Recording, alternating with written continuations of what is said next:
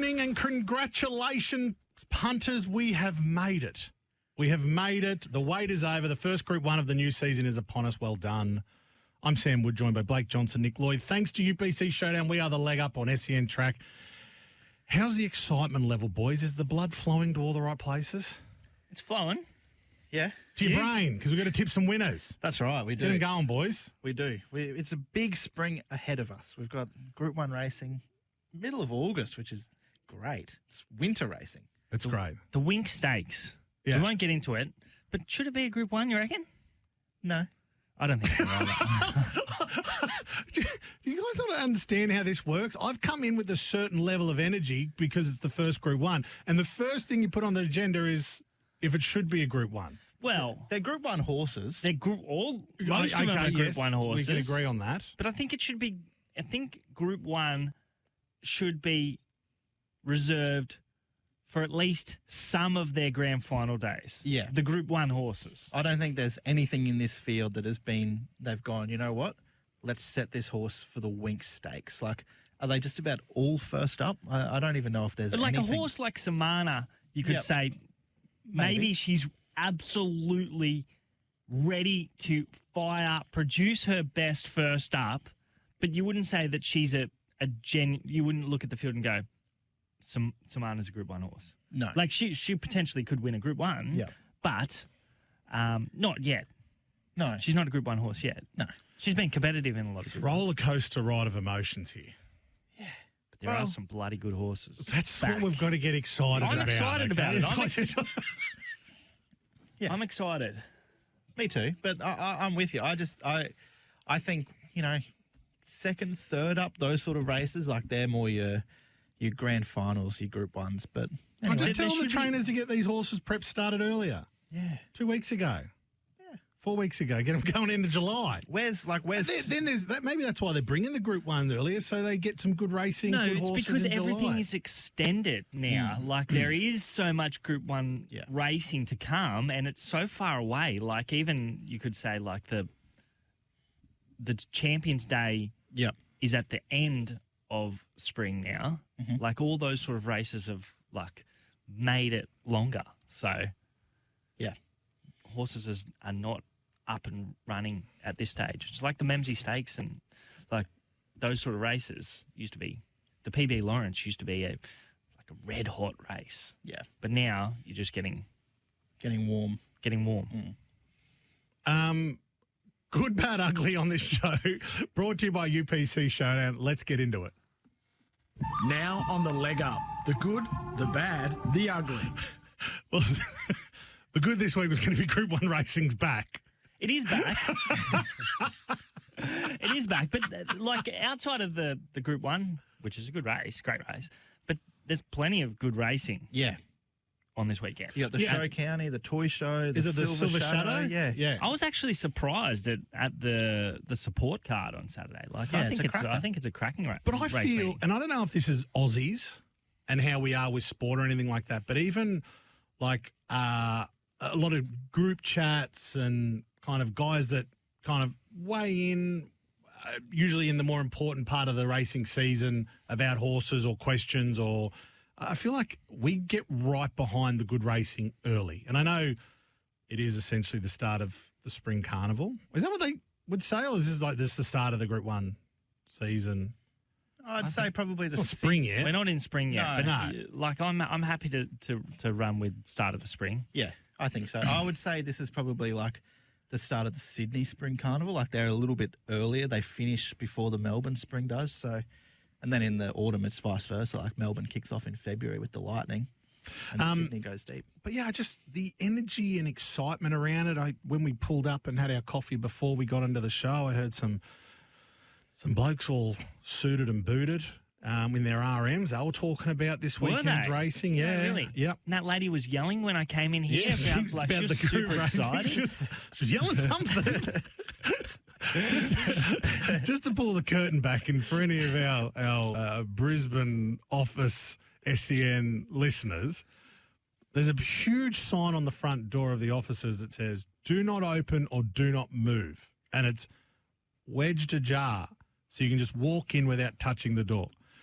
And Blake walked up to it and opened it like he was an overzealous butler welcoming home his guests and nearly pulled I would say, a 10-foot door off its hinges. And we must apologise because the staff at SEN Brisbane were not impressed. They yelled at you. I thought they were yelling about the Group 1 racing, but it did make a terrible sound. It went... It wasn't that bad. It's probably why there's a sign on it. I don't think the door's working too bad. True. No. It's not keeping anyone it's out, right.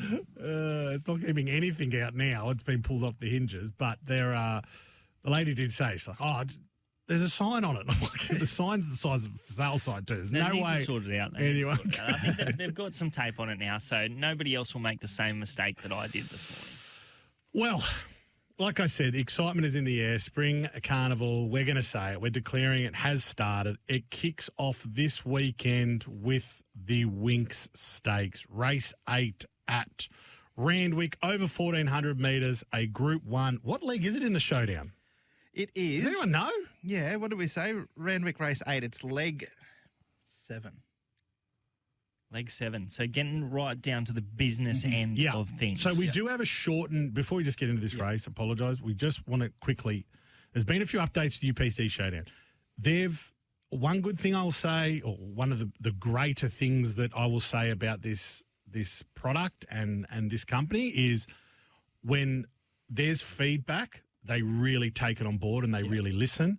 There is now 3 entry points. So there was a $50 ticket. Now there's a $25 ticket. Now there's a $12.50 ticket. So you get half and quarter of the stake. Yep. So if there's 20,000 on the line, you get 10 for a $25 entry, which is still phenomenal. Yep. And then half of that for $12.50. Plus it's down to 10 legs on a Saturday, which I like. I like the 10 legs. It doesn't go for as long, which is probably the disappointing thing. And I feel like if you're sort of in with a bit of a sniff and say there's only 2 legs to go instead of 3, you go, I'd just love one more crack at the, to try and get that main prize. But still, if you can't pull your finger out in the first 6 or 7 I'm the opposite. I think that if you're, because I've been on the money with 3 races to go and then didn't take home a single cent. So I suppose it's all relative depending on where you are on the ladder with a couple of races left. If you're in front, forget the last 3 legs. Yeah. Tipping Sunday, 10 winners is much easier than 12. Isn't it ever? I feel like we've got a Saturday like that on our hands. Yeah. Especially with these selections. I've seen your selections, boys, all double figure odds, which is phenomenal. And you and I are now you and I have possibly landed on the same horse for the Winx Stakes. Yes. Talk me through it, Lloydie. Yeah, I'm with a Chris Waller mare, which I think most people will be. It's hard not to be. Yeah. But I'm not with Fangirl. I'm not with Via Sistina. I'm with another 3 times. Tissue. No, not with her either. What? I know. I'm with a 3-time Group 1 winning mare, and that's Zoo Gotcha. Now, I look at this mare and I go, okay, her 3 Group 1s have been against her same sex. She won a flight stakes as a 3-year-old filly, and then this autumn she won the Coolmore and the Queen of the Turf. But I go back to her first up run in the Millie Fox. She carried 58 kilos, gave 3 kilos to Lady Laguna, got up outside her at the 200 and put her away. Lady Laguna comes out, wins the Canterbury Stakes at Group 1 weight for age level against the boys. These form lines. These form They're lines. stacking up. And then she goes on and she wins another 2 Group 1s, beats Samana, who's here. Samana raced really well in the Tats Tiara behind Bella Nipotina. What price Samana? It's $13. Yeah. I thought you were talking about like she was favourite. No, but she's there. Yeah, go. But I just don't see where... I like these form lines. They're lining up. I just don't see where there's a whole lot of pressure and tempo. You've got Tropical Squall. I think she's the leader from Barrier 11. Just Fine. He led all the way in a Metropolitan, but that was an extra 1,000 metres. He'll have bigger fish to fry. I don't see him running along at helter-skelter tempo. So how do these backmarkers like Fangirl, Via Sistina get into it? Well, Zoo Gotcha from Barrier 6, Tommy Berry, she's just going to be like, I've got her 1 out, 1 back, just getting the run of the race. And if she can give that kick like we saw first up last prep, she flies fresh, she's trialled really well. I think $9, $2.70, $2.80 the place. She's the each way play in the first Group 1 of the season. I could not agree more. I think everything that you said, but just to add on top of that, Tommy Berry's form. Yep. His past 12 months, I think he's winning at about 17%. He's riding like a man possessed. He's never been in better shape in his life, self-admittedly, and everyone around the camp says the exact same thing. I think this is a definite play, and at that $9.50, Yep. $10, it's really good late figures to get those points coming into the showdown. Blake, I'm going to go to you straight after the break. We're just going to finish off the Winx Stakes. Thanks for joining us. We are brought to you thanks to UPC Showdown. Over 1.7 million won so far. I've got a bit of the... Download the app. just download it. Blake, we were coming to you for your Winx Stakes tip. Nick and I are firmly in the Zoo Gotcha camp. Do you give it a hope? Are you with us? She's got a hope. I like Nick's case. Yeah, good. I like Nick's case. Tropical Squall, she's not going to... You're not going to scorch sit the tail. around No. and just let She's probably there Fangirl to- get into it. yeah, she's there to she win. is one that will be there to win. Yeah. And her best hope is to set a really genuine tempo. Yeah. So... Go Pride of Jenny style, just try and get Not as Pride far of Jenny as style. ahead of them.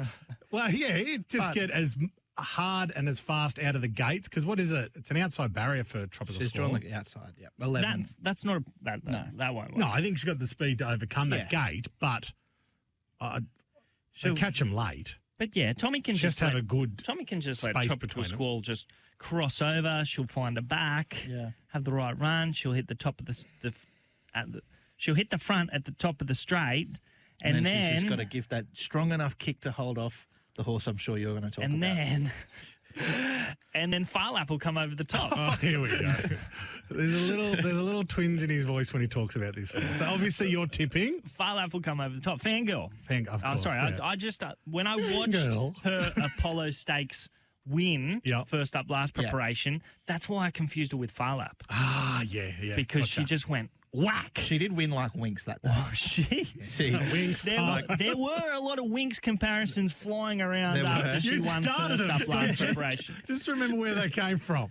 Yeah, so that she is elite. She should have won a Cox Plate. She went and missed last preparation. They weren't sure that they were going to get her back to the races.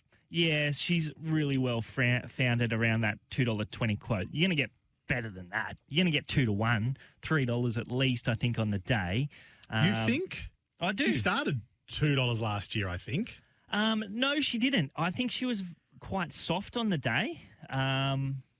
Yeah, it was a stronger race, I think, last year. No, that's wrong. wasn't it? She was $2.20 into $2.10. That was in the Apollo Stakes.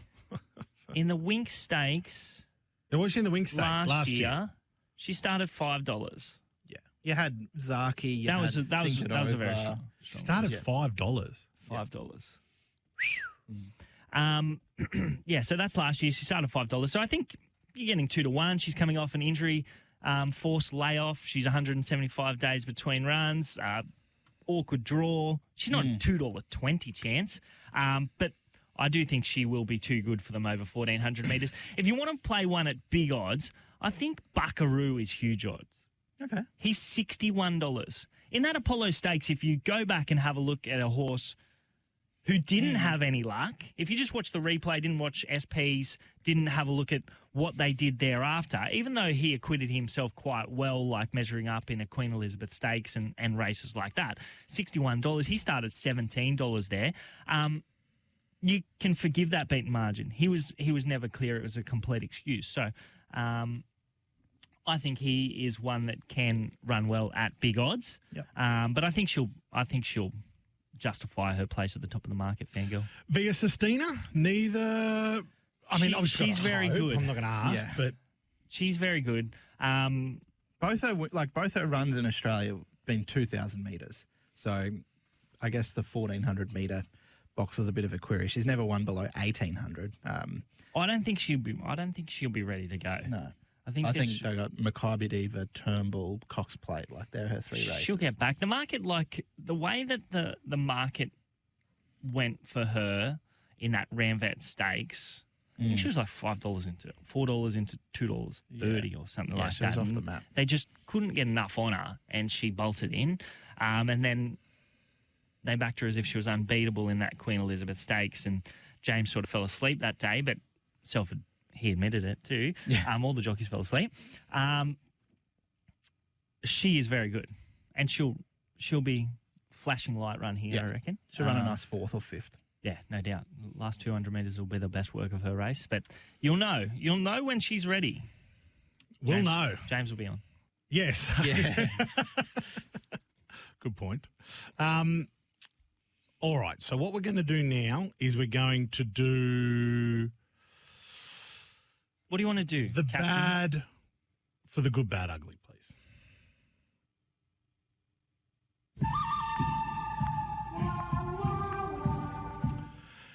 And it's not as much a bad, but it is a sad. Black Caviar, Australia's mighty mare. Unfortunately, she passed away not long after giving birth to a foal. During the week in the racing, not just the racing world mourned, but I think the whole of Australia mourned. She was before my time as a racing fan, but it's sad sometimes when you fully understand the brilliance of someone or a horse, post, So, yeah, I know both big fans of this horse. Oh, it was sad. Like on what Monday when I was in the office, I was listening to the radio, and they had a snippet of like her each of her 25 wins, and I was like holding back tears. Yeah. Like she was unbelievable. The memory that I was probably a little bit too young to appreciate how good she was. I was in my 20s working for a bookmaker and wanting her to get beat every time she went around. But that's because I was sort of a hay-list guy.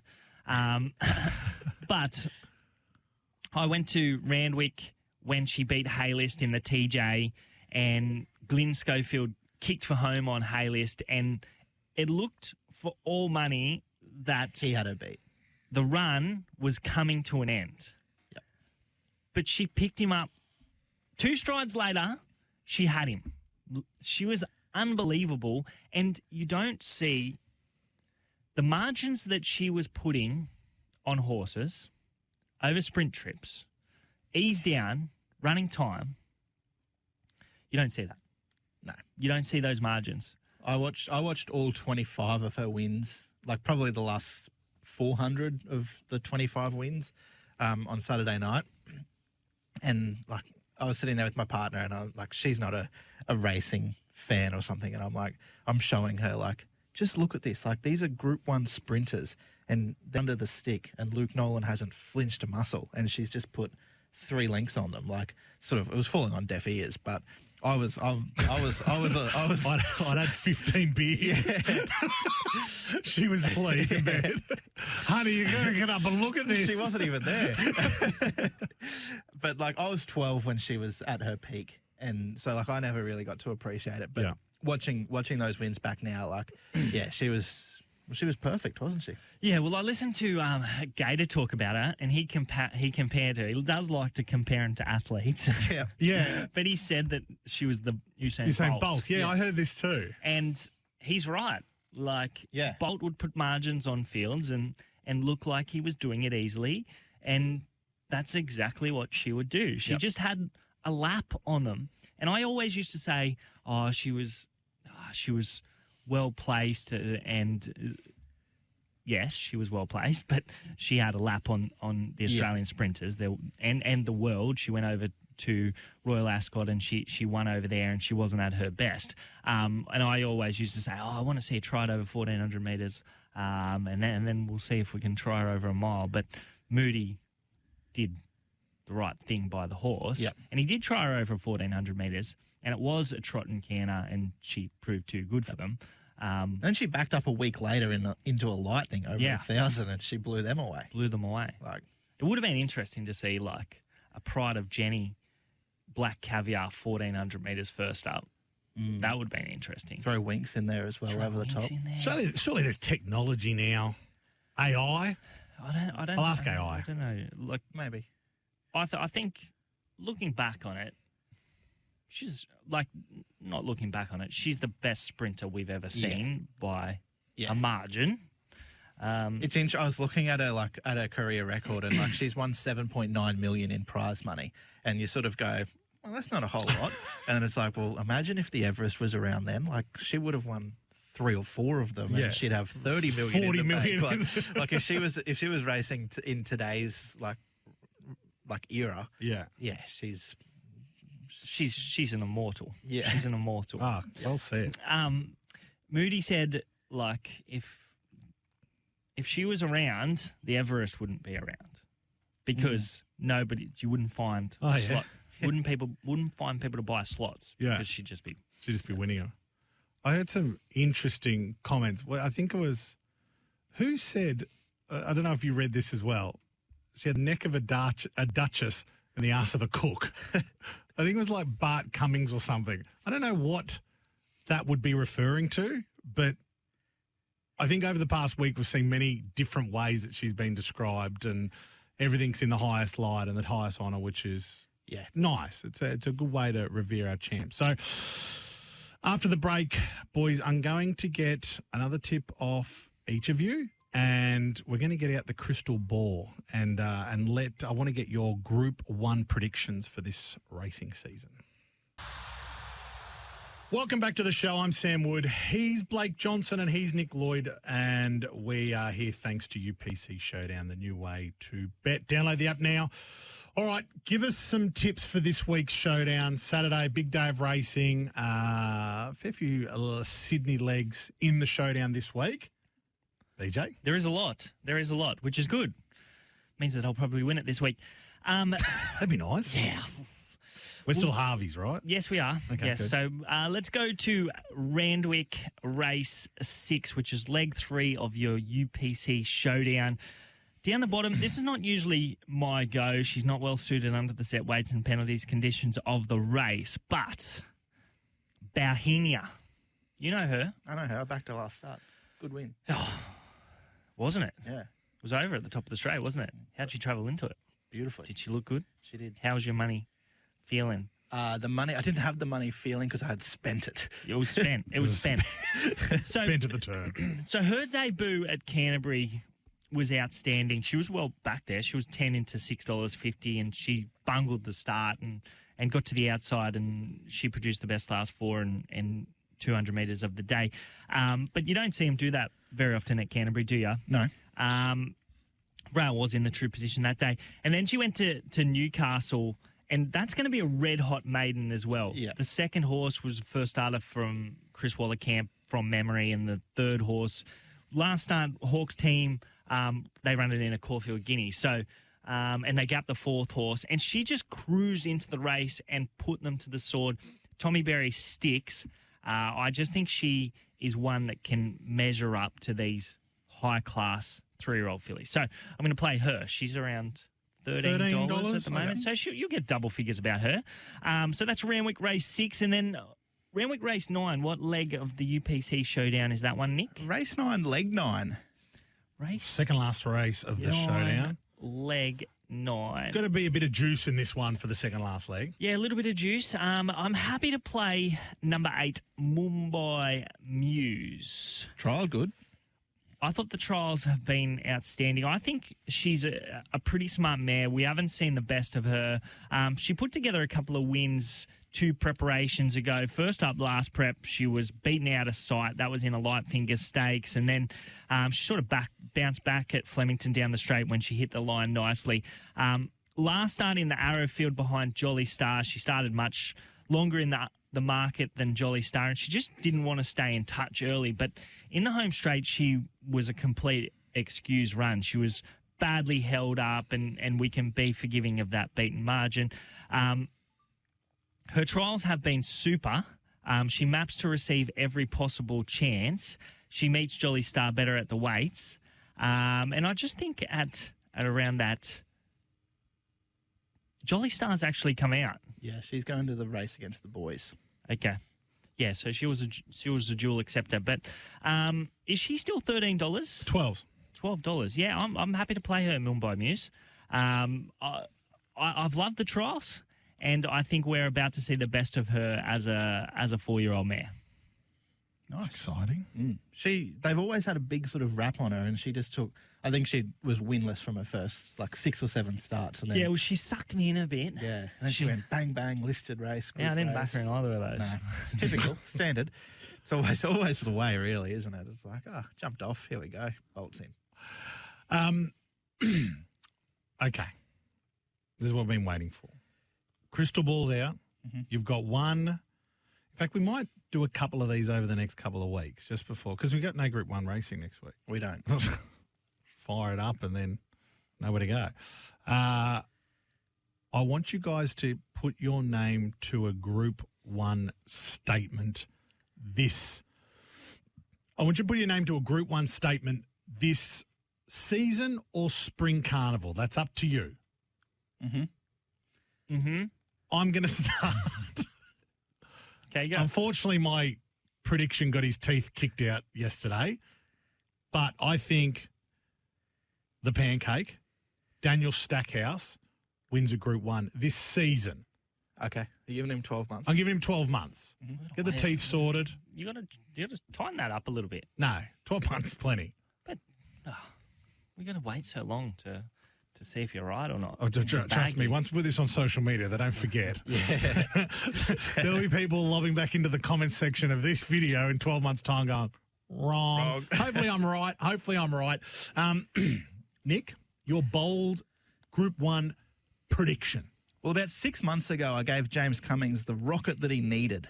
I said that they were the disappointment of the spring. The That's Godolphin, right. the Blue Army team, they failed to win anything decent. Yeah. But those horses in the blue silks, they look like they are absolutely humming They're airborne. at the trials and sort of starting to see it on the track.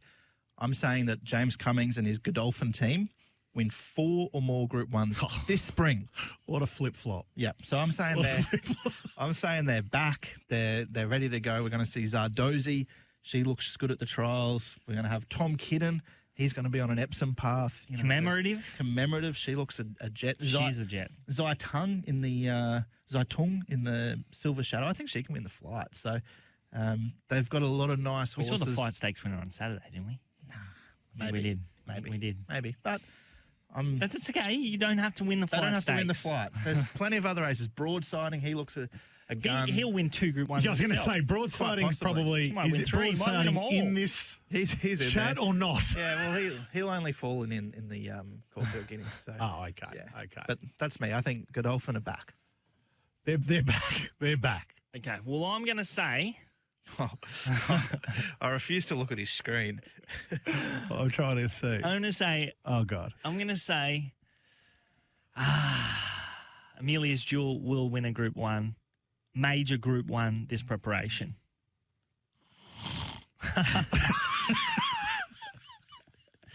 I've heard it all before. Let me just see. Is the line still live here? Wow. Okay. Yeah. Righto. Yep, she'll be back to her best. We'll see the best of her. Is that? The best of her is listed level on the Eastern Seaboard, I think. Didn't she break the track record at Moonee Valley, beating Brother Jenny one night? Oh, please. Strong breeze. That's going to be my prediction next week. Pride of Jenny won't win a Group 1 this spring. She will win a Group 1. She'll win multiple. Amelia's no Jewel will win a Group 1. Yes. Tommy Berry booked. He's your man. My prediction is he only wins 1 Group 1 this week. He's airborne, but that run's got to come to an end. That's it. He's airborne. He's got another week. You wait. Everybody will jump back on the bandwagon soon enough. Where was on The Simpsons how you can see the moment Ralph's heart breaks when Lisa says she doesn't want to be his Valentine? Mm-hmm. Over the past 12 months, where was the moment? I'd love all the listeners to give us their moment, but the moment Amelia's Jewel broke their heart. She hasn't broke my heart yet. It's not over. Golden Eagle? That was bad. That was. I'm only saying because I was on track That was a forget, and I was watching you. It was a forget run. Okay. but no heartbreak. No heartbreak. Last week you were saying I was a loyal punter sticking with horses. You're sticking with her. I'm loyal. I am loyal. That's like a girlfriend that's cheated. You're just sticking with. It's brave. Didn't SEN Track's very own G Hall say that she was the best horse in the country off a Lark Hill barrier trial in the autumn? Lark Hill. Well, Lark Hill, must be a good judge. He's sticking solid. You two, you're a bit of the same mould, you and G Hall. Well, he's a Manly Delusional. supporter. It's a Manly supporter, Gio. And that mould is delusional. Blake, I love it. We'll talk at the end of the spring anyway. Yeah, I look forward to it. When she wins What is the Group 1? I don't know. Hopefully she just lucks into one. I'd like to see her win the Cox Plate, but she's going to have to back up 7 days. I would have said the Cox Plate, but just whether or not she can back up after winning the King Charles III. So that's her Group 1. That's her Group 1. That's the grand final, I think. She'd probably be a chance in like a two-rack. One of those ones that should be probably a Group 2. Like the Winx. Yeah. So they should have run her in the weeks. What? They should have run her in the weeks. I should have. That was a missed opportunity. You very rarely miss an opportunity to bag Queensland racing, so you could have said. I could hear I like the Stradbroke. I like the Stradbroke, Nick. It's a great race. It's repairing relationships here. Okay. All right. So we're saying Amelia's Jewel to win a Group 1. Yes. Godolphin to win 4+ Group 1s. Including, I'm going to include like Everest Golden Eagle in that. Okay. Just those two. I think that's like a... That's a given. That's an even money chance. I think that's the weakest of our predictions. Let's make it 6. Okay. 6. This is going to go on socials. 6 is fair. We're coming after you. And I think you should narrow yours down until end of spring. I feel like mine's would have the lowest odds. Yours would have the lowest odds. Oh, sorry, the highest odds. Well, maybe. Yeah. I don't know. Well, after he got his teeth kicked out as well, I've still stuck fat with him. I just rolled him out. Yeah. Just a quick roll. Okay, so we've got one more tip coming from you, Nick, and it is a absolute roughie, which I love. It's a corker, and we're going to do the ugly for UPC Showdown, Good, Bad, Ugly, after this break. Like every week, we are brought to you by UPC Showdown, Australia's biggest weekly horse racing tipping comp. Nick, get straight into it. They've given you one race at Doomben and you found one at odds for us. Yes, that is right, Semi. We're going to Doomben Race 7, which is leg 6 in your showdown, the first of the back 5. And it's Miss Tambo. So horse number 13 for Tony Golan and your man Jag Guthman Chester. This 6 on legs. That's right. Yeah. She's first up. She hasn't raced since December, so she's had a fair layoff. But I go back to that last preparation, and she beat a horse called Tajaki, who has gone on to do some decent enough things. She was $5.50 that day. Then she ran third to Warby. Willinga Freefall came to the end of the prep. She's trialled really well at Deegan over the 1,050. She's had a jump out as well. Now she resumes here, finds herself barrier 5, 57 kilos, 1,200 first up. That's perfect for her. She's going to get the right run just in behind the speed, and there looks a fair amount of it at the moment if the field stands up. And she was, I know they were $18 early. She's into around that $11 or $12 mark now. I think she's a great each way price. She flies fresh. She does her best racing at Doomben. And like I said, that nice soft draw for Tony Golan, Jag, she's going to be right in the finish. All right, let's get into the ugly.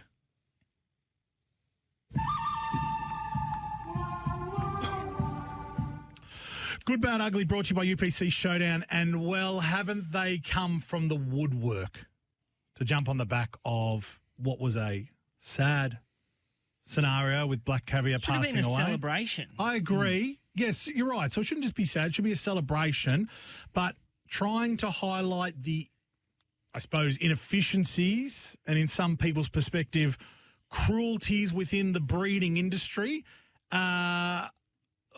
Look, I'll say this. To the drive-by journalists and all the social media commentators that get in the comments and Twitter and TikTok that have jumped on the back of this and come out screaming indecency and blue murder after the fact. I would like to ask you, where were you a month ago? Where were you in the past 10 years? I was sleeping. Why now? Like, I swear to God, I read an article this afternoon. You read the same one on, I'm not going to say anything because we're, I don't know if there's partners or anything like that. I'm not that well informed when it comes to what we're going to say. But she called on a report that she made 10 years ago as her reference to why she's writing the article now and hasn't written any article since.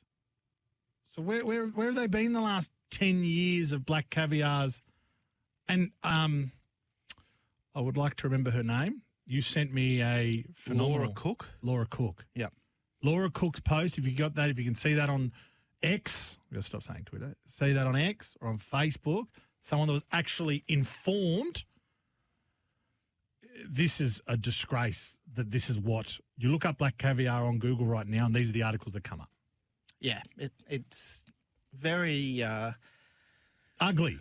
Ugly, the right word, yeah. I was going to say annoying as someone that sort of loves the industry. Black Caviar, like we said before, like champion, like she would have just been so well looked after. And the people that work with her know and can attest to how well looked after she was. They said she was treated like the queen she was. Yeah. So, like I've always said, like when I'm no longer in this world, I would like to come back as a horse and live at like Lindsay Park or somewhere like that. Like, and Black Caviar would have been the same. A mare? Yeah. Why not? Why not? Get mounted. It lacks common sense to me. Like, so you got a mare like Black Caviar.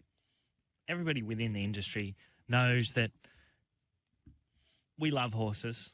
And the people who work in the industry love horses. Yep. Obviously, there's some black sheep in there. That we need in every industry. Yes, no doubt. That we need to rub out, and racing does a great job of rubbing these people out. But if you've got a golden goose like Black Caviar, you're going to look after her. 100%. Like, it doesn't make commercial sense that they would treat her poorly. Like, that's why this stuff is so ridiculous. And these people, they just lack common sense. But it's the same as the anti-racing protesters. They go down the path that fits their agenda when it suits them.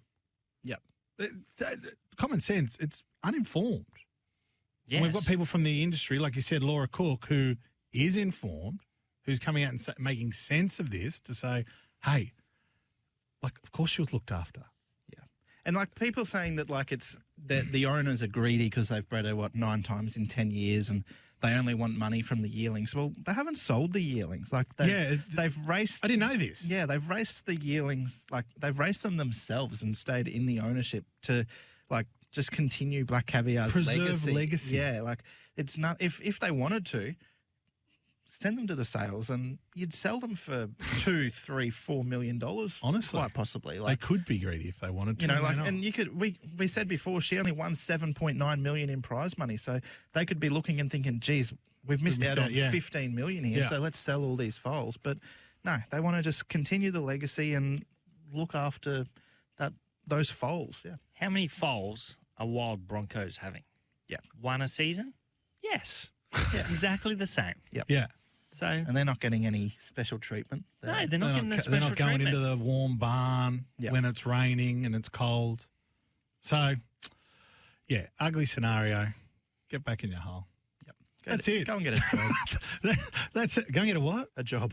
He's talking about the protesters. He's upset about the protesters. He's upset about the protesters. I'm talking about the uninformed. That's it. Thank you, boys. Great show. We got to end. That's it. That's all right. Can't we keep going? Thank you, punters. I hope you have a great weekend. Good luck this weekend, and make sure you grab your UPC Showdown entries. Hooroo. Hooroo. Ciao. Imagine what you could be buying instead. For free and confidential support, call 1-800-858-858 or visit gamblinghelponline.org.au.